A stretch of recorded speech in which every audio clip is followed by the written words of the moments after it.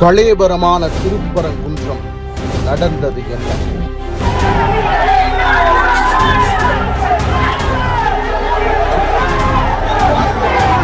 முருகனின் அறுபடை வீடுகளில் முதல் வீடான திருப்பரங்குன்றத்தில் கார்த்திகை திருநாளில் இந்து அமைப்பு மற்றும் பாஜகவினர் ஏற்படுத்திய வன்முறையால் அங்கு இன்னமும் பதற்றமான சூழல் நீடிக்கிறது. தீபத் திருவிழாவை திகிலாக்கிவிட்டனர் அங்குள்ள பாஜகவினர். வன்முறை மற்றும் கலவரத்தை ஏற்படுத்தும் நோக்கில் அவர்கள் செயல்படலாம் என்று தெரிய வந்ததும் உடனே அங்கு 144 தடை உத்தரவு போடப்பட்டது. திருப்பரங்குன்றம் மலை மீதுள்ள உச்சிப்பிள்ளையார் கோவிலில் தீபம் ஏற்றுவதுதான் 100 ஆண்டுகளுக்கும் மேலான வழக்கமாக இருந்து வந்தது. இந்த நிலையில் இந்த ஆண்டு சில இந்து அமைப்புகளும் பாஜகவும் சேர்ந்து மலை உச்சி மீதுதான் தீபம் ஏற்ற வேண்டும் என்று அடம் பிடித்தனர். ஏற்கனவே அந்த மலை மீது இஸ்லாமியர்களின் சிக்கந்தர் தர்கா இருப்பதால் இரு தரப்பினருக்கும் இடையே வன்முறை நேரக்கூடும் என்ற பதற்றத்தால் தமிழ்நாடு அரசு அதை தீவிரமாக எதிர்த்து வந்தது.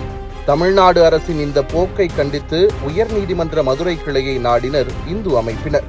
மலை உச்சியில் உள்ள தீபத்தூணில் தான் தீபம் ஏற்ற வேண்டும் என்று மனு தாக்கல் செய்து அதற்கு தனி நீதிபதி GR சுவாமிநாதனிடம் ஒப்புதலும் வாங்கிவிட்டனர். தனி நீதிபதி GR சுவாமிநாதனிடம் மலை உச்சியில் தீபம் ஏற்றிக் கொள்ளலாம் என்ற தீர்ப்பை வழங்கி அதற்கு பாதுகாப்புக்காக ஒன்றிய அரசின் கீழ் இயங்கும் காவல்துறையையும் பாதுகாப்புக்கு அனுப்பினர்.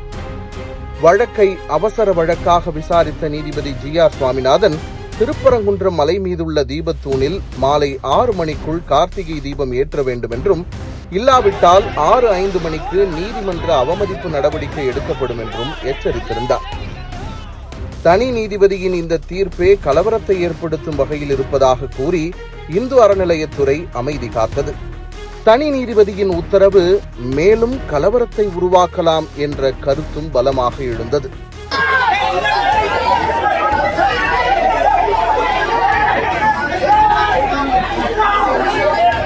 இந்த உத்தரவை எல்லாம் மீறி வழக்கமாக ஏற்றும் அதே இடத்தில், அதாவது உச்சிப்பிள்ளையார் கோவில் வளாகத்திலேயே தீபம் ஏற்றப்பட்டது. இதனால் கொதித்தெழுந்த பாஜகவினரும் இந்து அமைப்பினரும் மலையை நோக்கி ஓடினர். காவல்துறையினரின் தடுப்புகளை மீறி ஆவேசத்துடன் அவர்கள் குவிய ஆரம்பித்தனர்.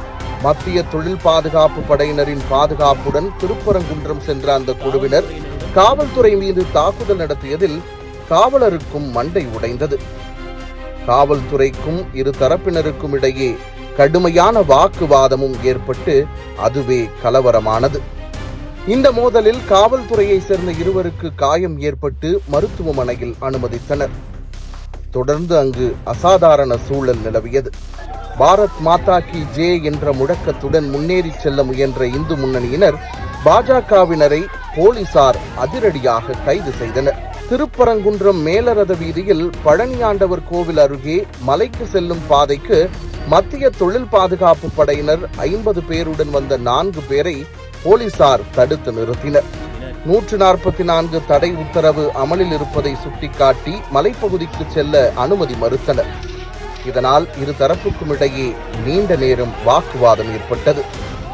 முடிவில் மலைக்கு செல்லும் பாதை அருகே சூடமேற்றி வழிபட்ட 4 பேரும் பாதுகாப்பு படையினருடன் அங்கிருந்து புறப்பட்டு சென்றனர்.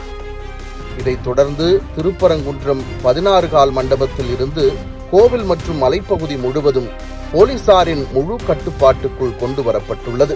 2 மணி வரைக்கும் மலை உச்சியில் இருக்கக்கூடிய தீபத்தூண்ல தீபம் ஏற்றுறதுக்கு எந்த நடவடிக்கை எடுக்கல.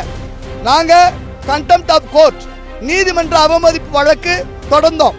அதன் பின்னர் 6 மணிக்கு உள்ளாக தீபம் ஏற்றலில் சொன்னா நீதிமன்ற அவமதிப்பாகும் சொன்னாங்க. 6:05க்கு வழக்கு எடுக்கிறேன்னு சொன்னாங்க. வழக்கெடுத்து நீதிபதி அவர்கள் மலைக்கு எக்ஸிக்யூட்டிவ் ஆஃபீஸர் மேல போகணும், தீபம் ஏற்றணும், பெட்டிஷனர் உட்பட 10 பேரை போலீஸ் பெர்மிஷனோட கொண்டு போய் தீபம் ஏற்றணும் சொல்லி உத்தரவு கொடுத்துருக்காங்க. உத்தரவை நிறைவேற்றுறதுக்கு நாங்கள் போயிட்டோம். முருகனுக்கு உகந்த திருக்கார்த்திகை நாளில் முதல் படை வீடான திருப்பரங்குன்றத்தில் காலை முதலே தொடங்கிய திக் நிமிடங்கள் இரவு 10 மணியை தாண்டியும் பதற்றம் நீடித்தது. மதுரை மக்களை இந்த சம்பவம் நிம்மதியில்லாமல் செய்தது. ஏன், முருகனையும் தான்.